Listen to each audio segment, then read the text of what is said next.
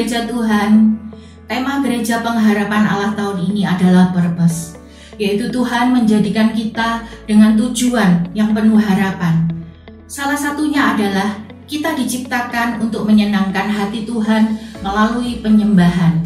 Kami merindukan gereja Tuhan yang menjadikan penyembahan tidak hanya sebagai bagian dari hidup kita, tetapi menjadi keseluruhan kehidupan kita. Tindakan yang menyenangkan hati Tuhan adalah mengasihi Allah di atas segala-galanya, memuji Tuhan terus-menerus dan selalu bersyukur kepadanya, taat dan percaya kepadanya. Semua hal yang mendatangkan kesenangan bagi Tuhan adalah persembahan yang sejati kepada Tuhan. Saudara, penyembahan adalah wujud kasih kita kepada Tuhan, karena Dia adalah kasih. 1 Yohanes 4 ayat 8. Barang siapa tidak mengasihi, ia tidak mengenal Allah, sebab Allah adalah kasih. Mari kita berikan yang terbaik dari hidup kita kepada Tuhan, sebagai persembahan yang harum, berkenan dan menyukakan Tuhan. Selamat beribadah, Tuhan Yesus memberkati.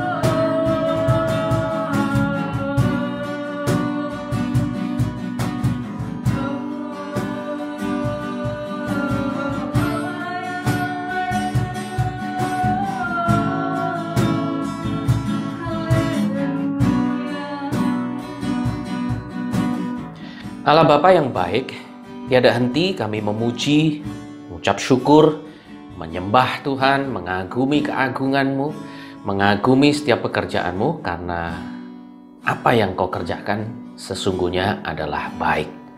Ampuni kami jikalau kami seringkali meragukan kebaikan Tuhan dan justru memilih jalan yang tidak sesuai dengan kehendak-Mu, tidak sesuai dengan firman-Mu.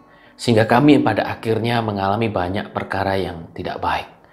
Tapi kami tetap percaya, pada saat kami kembali berbalik kepada Tuhan, kembali kepada firman-Mu, seperti pada hari ini kami kembali kepada firman-Mu, Tuhan bisa mengubahkan apa yang tidak baik menjadi baik.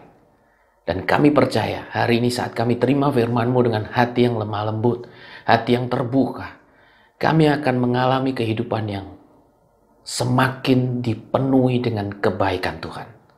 Kami terima firman-Mu, kami terima kebaikan-Mu di dalam nama Tuhan Yesus Kristus. Haleluya. Amin. Haleluya. Saudaraku, mengucap syukur adalah kehendak Tuhan bagi orang percaya. Kalau saya boleh mengutip 1 Tesalonika 5 ayat yang ke-18, firman Tuhan berkata, mengucap syukurlah dalam segala keadaan. Sebab itulah yang dikehendaki Allah di dalam Kristus Yesus bagi kamu. Saudaraku, Tuhan mengendaki kita semua untuk mengucap syukur, tentu ada maksud baik di sana. Sejatinya pada saat orang percaya mengucap syukur, dia sedang belajar menerima dan mengakui bahwa apa yang terjadi di dalam hidupnya, entah itu baik atau tidak baik, ada campur tangan Tuhan di situ. Dan pada saat orang percaya mengucap syukur, sejatinya dia sedang mengaktifkan imannya. Karena mungkin yang dilihat oleh mata jasmaninya adalah perkara yang tidak baik, adalah sesuatu yang secara manusia tidak menguntungkan. Tetapi karena di dalam imannya, dia memperkatakan perkataan bahwa Tuhan itu baik, bahwa pasti ada perkara yang baik, maka iman yang didasari kepada kebenaran firman Tuhan itu mampu mengubah situasi. Itu kenapa orang yang mengucap syukur hidupnya penuh mujizat. Orang yang mengucap syukur hidupnya disertai oleh kuasa Tuhan. Saudaraku, inilah kenapa Tuhan mengendaki saudara dan saya untuk mengucap syukur, supaya kita bisa mengalami kebaikan Tuhan lebih dan lebih heran lagi. Dan yang paling penting, sejatinya pada saat orang percaya mengucap syukur, dia sedang mendatangkan kesenangan bagi Tuhan. Bagaimana tidak? Karena sekali lagi, saat orang percaya itu mengucap syukur, dia sedang mengakui dengan imannya bahwa baik tidak baik keadaannya, Tuhan itu baik. Dan orang yang bisa mengakui kebaikan Tuhan dalam segala hal, bukankah kehidupan yang demikian, yang adalah penyembahan yang menyukakan hati Allah? Maka dari itu, mari kita belajar mengucap syukur. Nah, beberapa waktu terakhir ini, saya juga sempat menyinggung bahwa mengucap syukur itu mudah, tapi sulit. Mudah, kok sulit? Saya katakan mudah, karena sejatinya semua orang bisa bersyukur. Inilah yang jadi perenungan khotbah firman Tuhan hari ini. Saya boleh beri judul, semua orang bisa bersyukur.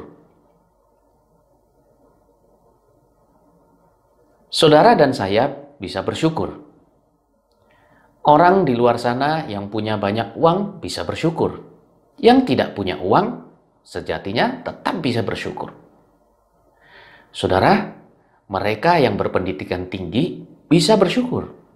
Yang pendidikannya mungkin kurang tinggi, yang nggak sekolah bahkan, bisa juga bersyukur. Mereka yang punya mobil mewah bisa bersyukur. Mereka yang hanya naik sepeda bisa bersyukur. Saudara lihat bahwa apapun keadaannya, mau pagi, mau siang, mau malam pun bisa bersyukur. Semua orang bisa bersyukur. Karena semua orang bisa melakukan dimanapun dan kapanpun. Itu kenapa saya boleh katakan, dan Anda pasti setuju, bahwa bersyukur itu mudah. Boleh katakan sama-sama saya, bersyukur itu mudah. Tapi sulit. Nah, ini embel-embelnya nih. Kok bisa sih sesuatu yang mudah ternyata sulit? Sulit loh, Pak, kalau keadaannya lagi nggak baik, bersyukur itu. Well, saya boleh katakan bukan hanya pada saat keadaannya baik atau tidak baik.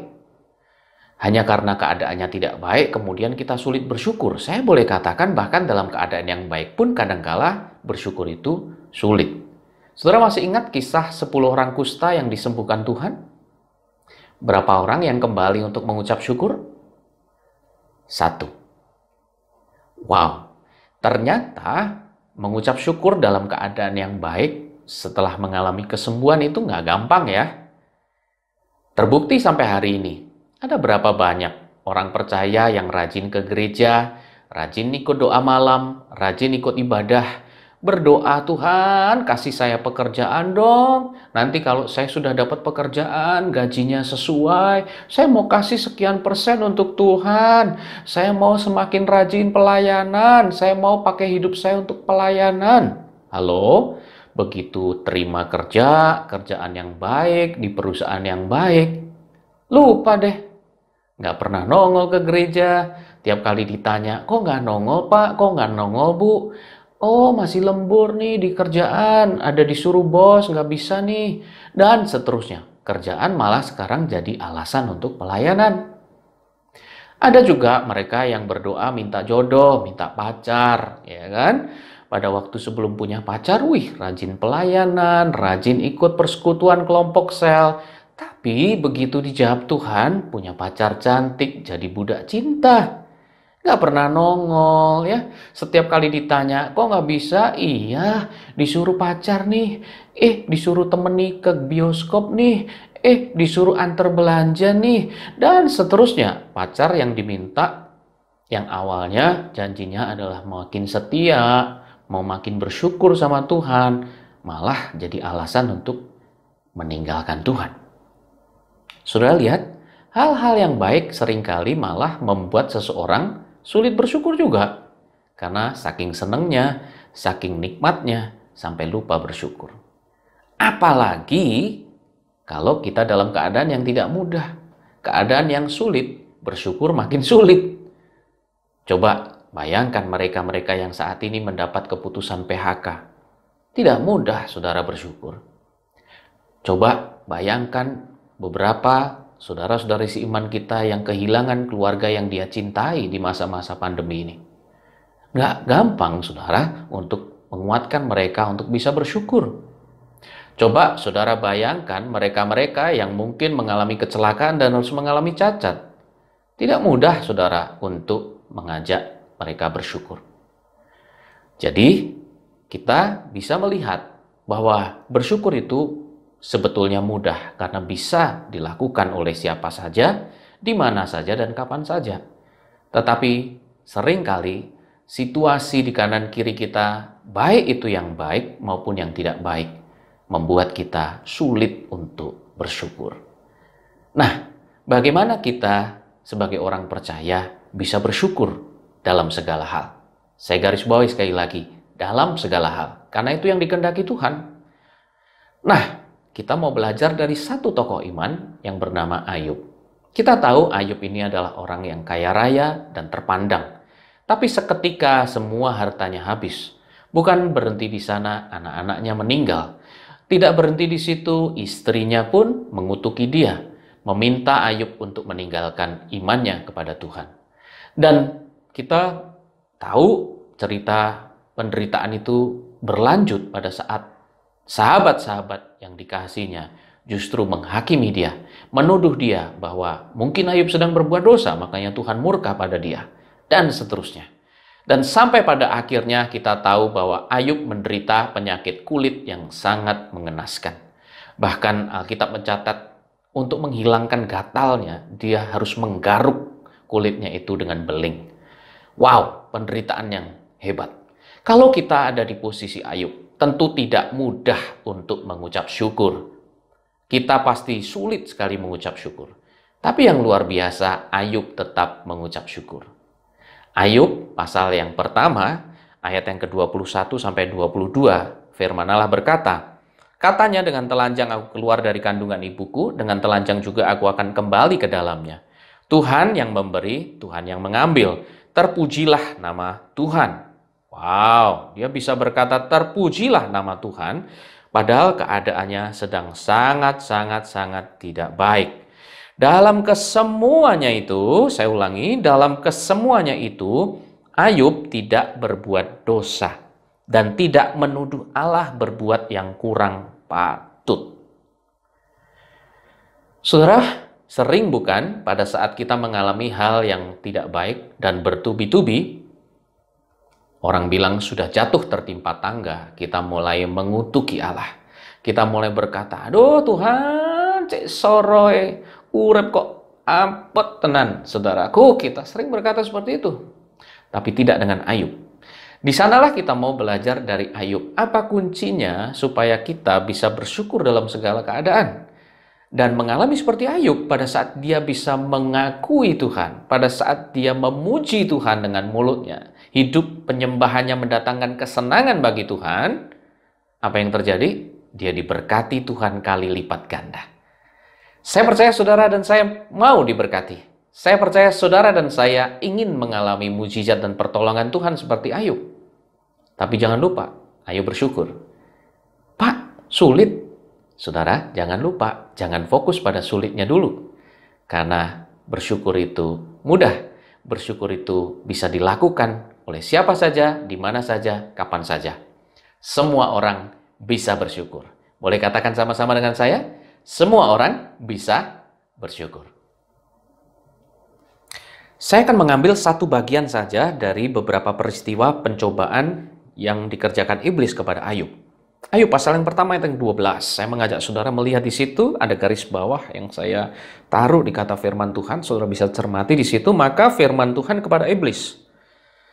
Jadi dalam setiap pencobaan itu, iblis itu datang ke Tuhan minta izin, saudara. Kira-kira gitu ya, saya boleh kasih tanda kutip di situ, dia minta izin kepada Tuhan. Nah, Tuhan bilang seperti ini pada waktu pencobaan pertama mau dilancarkan kepada Ayub oleh iblis. Nah, segala yang dipunyainya, ya harta bendanya itu yang ada pada Ayub, ada dalam kuasamu.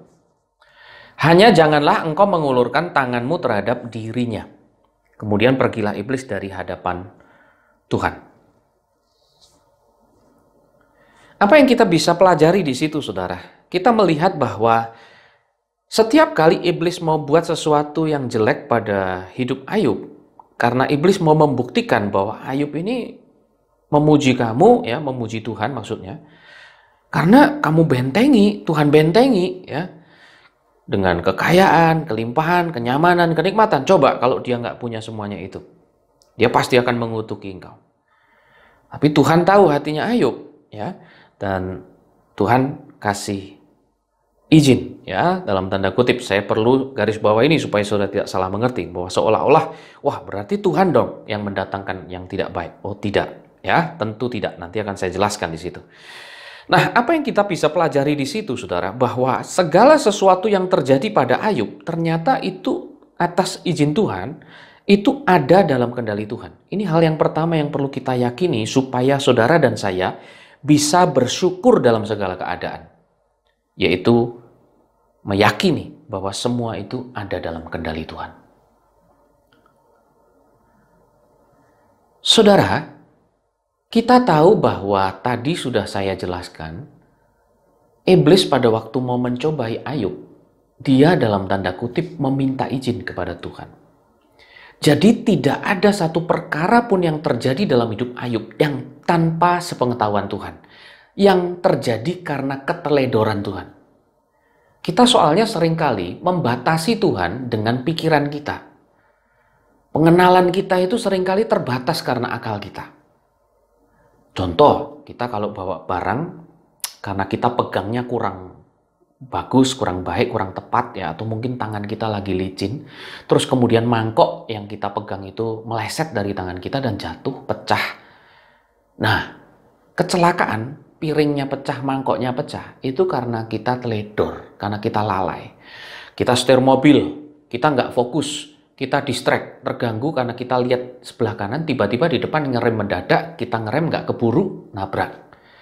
Kecelakaannya terjadi karena kita lalai, kita teledor. Nah, akibatnya di alam bawah sadar kita, setiap kali ada satu peristiwa jelek terjadi, peristiwa yang tidak sesuai yang kita harapkan terjadi, kita selalu berpikir, wah ini karena keteledoran Tuhan. Karena Tuhan lalai, Tuhan kok tidak perhatikan hidup saya, Tuhan kok tidak sayang saya lagi, Tuhan kok nggak peduli. Nah, saudara, Tuhan bukan manusia. Tuhan tidak mengenal kata teledor. Tuhan tidak mengenal kelalaian. Jadi jangan kemudian kita berkata, wah apa yang terjadi dengan hidup saya ini, iblis serang hidup saya, iblis menjatuhkan saya, ini karena keteledoran Tuhan. Kita juga jangan berpikir bahwa kalau kemudian, kalau memang Tuhan tahu, kenapa Tuhan izinkan? Halo? Kalau Tuhan tahu, kenapa Tuhan izinkan? Saya ingin tanya sama saudara. Saudara tahu nggak kalau ujian itu berat? Ulangan itu berat. Harus belajar, bahkan semalam-malaman, betul ya? Kalau kita pernah mengalami bangku sekolah. Sekarang kalau kita ngelihat anak-anak kita ulangan, berat atau tidak? Berat. Pertanyaan saya, kenapa saudara izinkan anak Anda ikut ulangan? Padahal berat. Lah, itu kan demi kebaikannya dia, Pak. Nah, itu poin saya. Saudara bisa menangkap maksudnya? Tuhan mengizinkan itu bukan berarti Tuhan yang bikin. Kalau Tuhan yang bikin yang jadi tidak baik, dia bukan Tuhan. Karena dia Tuhan yang baik, tidak bisa jadi Tuhan yang tidak baik. Orang yang baik tidak bisa berbuat yang tidak baik, kan gitu. Kalau karakternya baik, dia tidak akan menghasilkan hal yang tidak baik. Demikian juga kita mengenal dia sebagai Tuhan yang baik. Dia tidak bisa bikin yang tidak baik. Seringkali hal tidak baik terjadi dalam hidup kita harus kita akui karena kesalahan kita sendiri. Rumah tangga kita bermasalah, ayo kita cek. Dulu kita milihnya gimana? 3 bulan kenal di Facebook, langsung dipacari, langsung dikawini. Ya, kalau rumah tangganya bermasalah jangan salahkan siapa-siapa karena kita sendiri juga salah memulainya. Kalau hari ini nilai ujian kita jeblok, kita hampir DO dari kuliah kita, jangan salah, buru-buru salahkan dosennya, jangan buru-buru salahkan sistem pendidikannya. Kita cek, kita nggak pernah belajar, kita nggak pernah masuk kuliah. Halo? Tapi lihat, kenapa Tuhan izinkan sesuatu yang dalam tanda kutip jelek, yang tidak baik terjadi? Seperti tadi contoh saya, saudara mengizinkan anak Anda ikut ulangan, mengikuti sesuatu yang berat dan tidak mudah. Karena Anda tahu, pada akhirnya itu akan membentuk anak Anda jadi lebih baik. Demikian juga dengan Tuhan. Ada hal yang dia lihat bisa membentuk pribadi saudara, bisa membuat saudara belajar supaya tidak melakukan kesalahan yang sama, tidak jatuh dalam dosa yang sama lagi, dan menjadi pribadi yang lebih baik. Itu tujuan Tuhan. Itu kenapa Ayub 23 ayat yang ke-10 berkata begini, Ia tahu jalan hidupku. Saudara, Tuhan tahu, sekali lagi semua ada dalam kendali Tuhan. Orang yang menyadari bahwa hidupnya ada dalam kendali Tuhan, Tuhan tahu jalan hidupnya. Saudara, dia akan memuji Tuhan. Seperti Ayub berkata, seandainya dia menguji aku akan timbul seperti emas. Haleluya. Saudara, sekali lagi Tuhan tidak pernah merekakan yang tidak baik dalam hidup Anda. Justru Tuhan sedang menegaskan kepada saudara, satu helai rambut jatuh dia tahu, Anda punya masalah rumah tangga, dia tahu. Anda punya masalah kesehatan, dia tahu. Bahkan yang Anda belum tahu, dia sudah tahu. Dan kalau dia tahu dan dia mengizinkan, artinya itu semua ada dalam kendali Tuhan. Kalau kita percaya Tuhan kita baik, maka segala sesuatu pasti pada akhirnya menjadi baik. Bukankah dia Allah yang turut bekerja dalam segala sesuatu untuk mendatangkan kebaikan bagi mereka yang percaya? Roma 8 ayat 28. Saudaraku, percayalah apapun yang terjadi hari ini dalam hidupmu ada dalam kendali Tuhan. Dan dia Tuhan yang baik bisa tetap baik, bahkan semakin baik. Yang tidak baik, Tuhan bisa ubahkan jadi baik. Bukankah kita bisa bersyukur? karena kita mengetahui bahwa Tuhan pegang kendali atas hidup kita? Bukankah kita bisa bersyukur karena Tuhan tidak pernah teledor, tidak pernah lalai dalam setiap keputusannya? Semua orang bisa bersyukur. Boleh katakan sekali lagi bersama-sama dengan saya? Semua orang bisa bersyukur. Boleh katakan bersama-sama dengan saya, ganti kata semua orang dengan kata saya bisa bersyukur. Haleluya.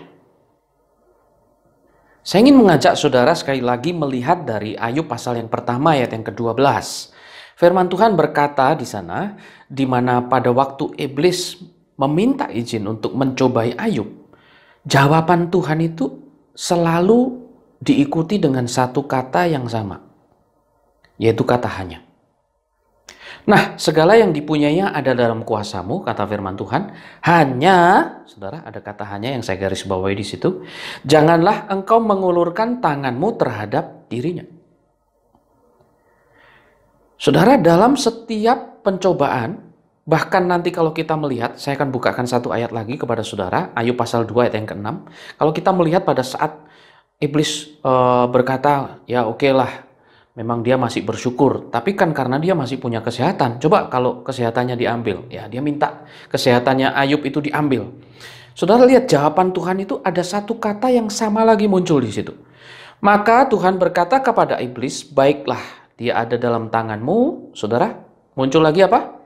Hanya sayangkannya nyawanya.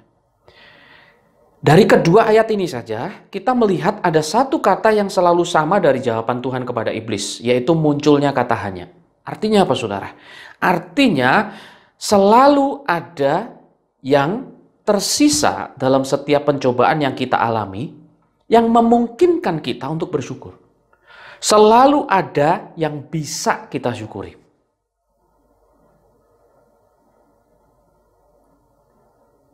Saudara bisa menangkap hal ini? Setiap kali muncul kata hanya dari jawaban Tuhan kepada iblis, Tuhan seolah-olah, kalau saya bahasakan dengan bahasa saya sendiri, sedang berkata begini, kamu boleh lakukan itu, tapi ya, yang satu ini jangan kau ambil, yang satu ini enggak. Ya. Dengan kata lain, saudara, sebetulnya kalau kita mencermati firman Tuhan, kita bisa belajar bahwa tidak ada satu kondisi di mana seseorang dicobai atau diuji imannya, atau dia sedang mengalami penderitaan yang hebat, tanpa ada satu hal pun yang tidak bisa disyukuri. Tanpa ada sisanya sama sekali. Tidak. Kemunculan kata hanya dalam setiap jawaban Tuhan menegaskan kepada saudara dan saya bahwa dalam setiap hal yang Tuhan izinkan terjadi dalam hidup kita, dalam yang terburuk sekalipun, pasti ada yang bisa kita syukuri. Pasti ada yang bisa kita kagumi. Pasti ada yang dimana kita bisa berkata, terima kasih Tuhan.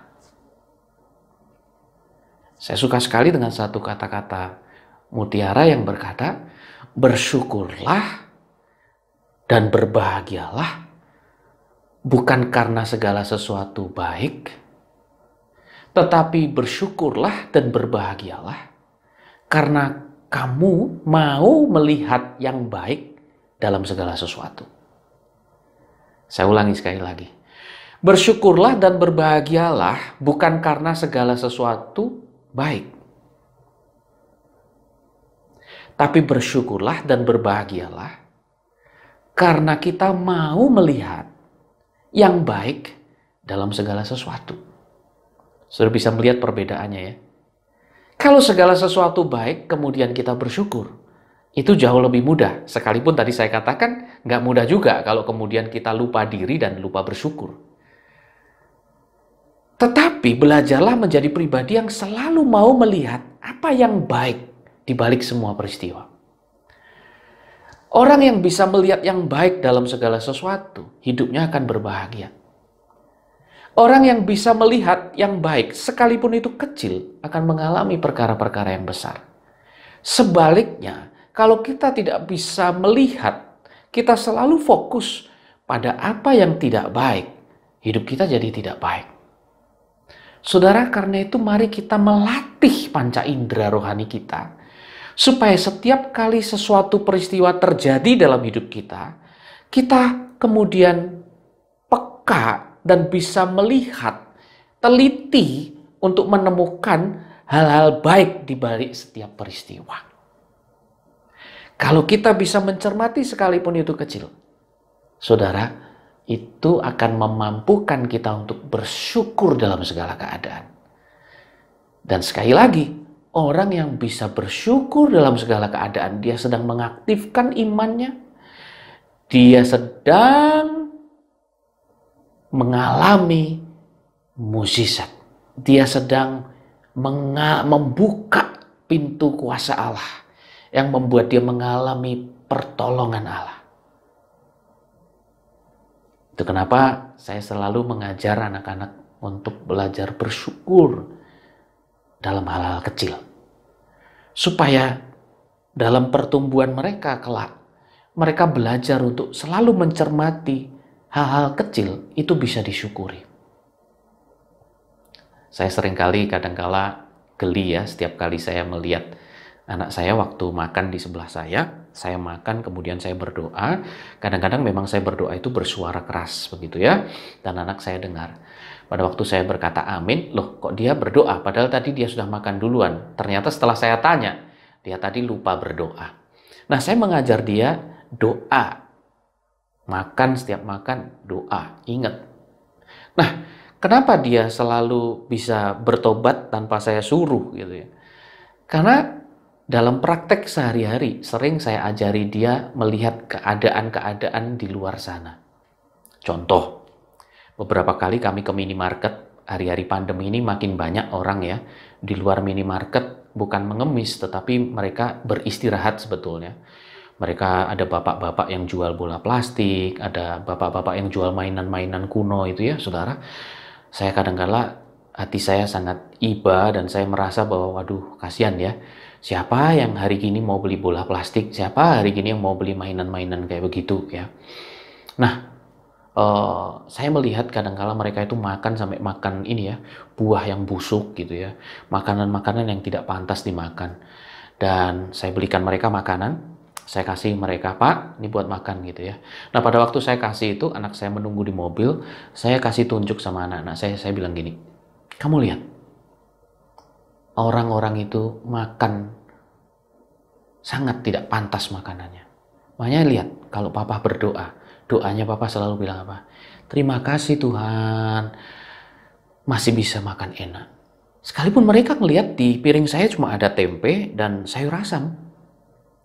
Ya, yang mungkin, wah itu makanan yang murah banget gitu ya, di mana-mana bisa. Mungkin cuma oseng-oseng tempe. Tapi saya selalu mengajar mereka dalam doa-doa saya itu, terima kasih Tuhan, masih bisa makan enak. Kenapa? Karena di luar sana banyak yang nggak bisa makan enak.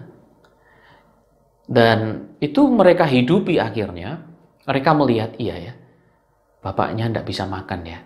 Iya ya, banyak orang di jalanan nggak bisa makan. Itu kenapa setiap kali mereka makan, dan lauknya mungkin cuma tempe, mereka, aduh tempe lagi, saya langsung acungkan jari saya, mereka ingat. Iya ya, di luar sana banyak orang yang nggak bisa makan. Ya, makanya lucunya, gelinya adalah kadang-kadang kakak adik anak saya berdua itu saling tegur-teguran. Misal mamanya kakaknya ngomel gitu, tahu lagi gitu ya.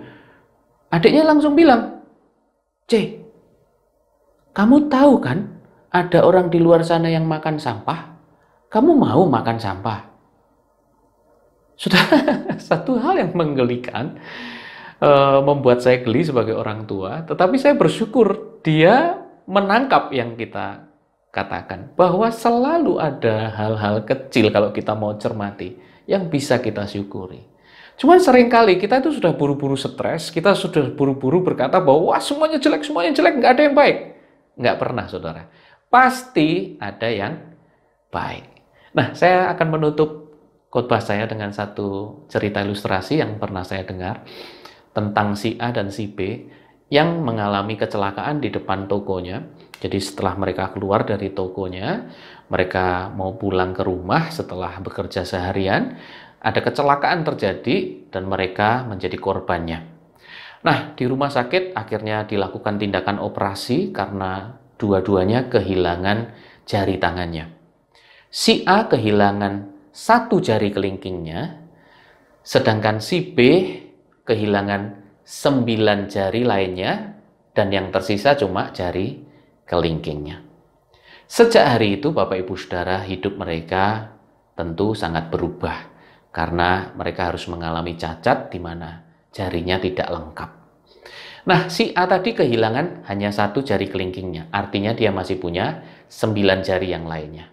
Tapi saudara, hari-hari setelah kecelakaan itu penuh dengan keluh kesah dan hidupnya semakin buruk. Kenapa? Karena setiap kali dia pegang gelas begitu ya, dia pegang karena tidak ada kelingkingnya, wah kadang-kadang terpeleset. Ya. Dan pada saat kadang-kadang terpeleset itu dia ngomel. Ini nih gara-gara sekarang tidak punya kelingking. Ini gara-gara kecelakaan kapan hari. Kok ya aku nih sial banget jadi cacat seperti ini. Ngomel terus. Saudara, pada waktu dia ngetik di toko ya, mengaudit ya, memasukkan data-data penjualan di tokonya pada hari itu. Setiap kali dia mengetik dengan 10 jari, giliran jari yang kelingking yang hilang itu nggak bisa, karena nggak ada lagi, sudah. Ngomel dia, saudara. Wah, sekarang ini nggak enak, nggak bisa ngetik 10 jari, nggak bisa secepat dulu kalau ngetik. Ngomel terus. Sebaliknya, si B kehilangan berapa, saudara? 9 jarinya. Yang tersisa cuma jari kelingkingnya. Tapi dia belajar mensyukuri satu itu. Maka hidupnya berbeda sekali. Pada waktu dia minum, dia cuma bisa minum, ambil cangkir dengan satu kelingkingnya. Mungkin memang nggak enak, nggak ideal. Tapi tiap kali dia minum, dia bilang gini, terima kasih Tuhan, saya punya satu jari. Coba tidak punya sama sekali. Ya apa cara ngangkate? Wah, aku harus pakai 2 tangan. Kalau masih punya satu jari kelingking, masih bisa satu tangan. Haleluya. Bersyukur dia, saudara. Pada waktu dia ngetik juga gitu. Ngetiknya cuma pakai satu jari, saudara. Tapi dia bersyukur. Terima kasih Tuhan, masih punya satu jari. Jadi masih bisa ngetik, masih lama. Tidak apa-apa, yang penting masih bisa dibuat ngetik. Saudara lihat? Lucu ya?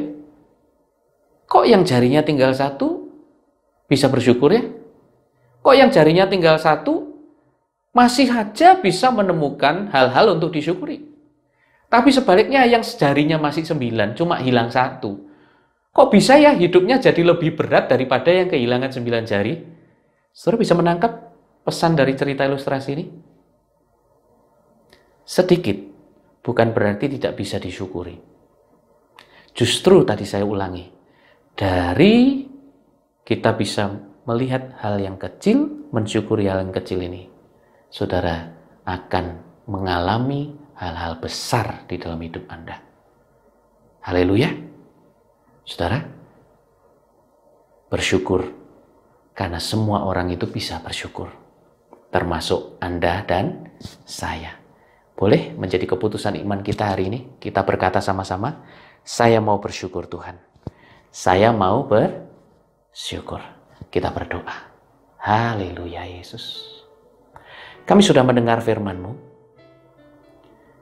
Ampuni kami jikalau selama ini kami tidak bisa bersyukur dalam segala keadaan. Bersyukurnya cuma kalau seneng aja. Bersyukur kalau ingat aja. Tapi hari ini kami mengambil keputusan untuk menyenangkan Tuhan dengan hidup pengiringan kami kepada Tuhan. Dengan mengisi mulut kami dengan ucapan syukur. Ajari kami Tuhan untuk selalu mengingat bahwa Tuhan tidak pernah teledor. Tidak ada yang terjadi dalam hidup kami tanpa sepengetahuan Tuhan, tanpa seizin Tuhan. Dan kalau Tuhan mengizinkan, pasti ada maksud baik. Pasti Tuhan sedang mereka-rekakan yang baik. Bahkan lebih baik dari yang kami pikirkan. Kami juga mau belajar bersyukur dalam hal-hal kecil. Dalam segala hal pasti ada yang bisa kami syukuri. Ayo saudara, engkau yang mau mengambil keputusan, belajar mensyukuri hal-hal kecil di dalam hidupmu. Hari ini apa yang bisa engkau syukuri? Meskipun rumah tanggamu sedang berantakan, ayo syukuri. Kamu masih diberi nyawa, diberi nafas hidup. Kamu masih punya rumah, kamu masih punya kendaraan, kamu masih punya pekerjaan. Syukuri itu. Mungkin engkau yang saat ini sedang mengalami masalah pribadi. Orang nggak ada yang tahu. Engkau mungkin sedang mengalami masa-masa krisis identitas diri. Ayo syukuri. Kamu masih punya anggota tubuh yang lengkap. Kamu masih bisa melek lihat keadaan. Matanya tidak buta. Masih bisa pegang tablet, pegang gadget, pegang handphone. Oh, syukuri itu. Terima kasih. Ayo ambil waktu bersyukur, bersyukur, bersyukur. Terima kasih Yesus. Dan sesungguhnya pada saat kami berdoa, iman kami sedang aktif. Pada saat kami berdoa, kami sedang mengalami mujizat Tuhan. Pada saat kami berdoa, kami akan melihat kuasa Tuhan terjadi. Dan itu sudah terjadi. Itu sedang terjadi. Perkara besar Tuhan sedang kerjakan di antara kami. Di dalam nama Tuhan Yesus Kristus, kami mau bersyukur, bersyukur, bersyukur dan memuliakan Tuhan. Di dalam nama Tuhan Yesus Kristus, kami berdoa, kami mengucap syukur. Haleluya. Yang percaya katakan, amin. Amin. Bersyukur. Semua orang bisa bersyukur. Anda dan saya bisa bersyukur. Haleluya. Tuhan Yesus baik.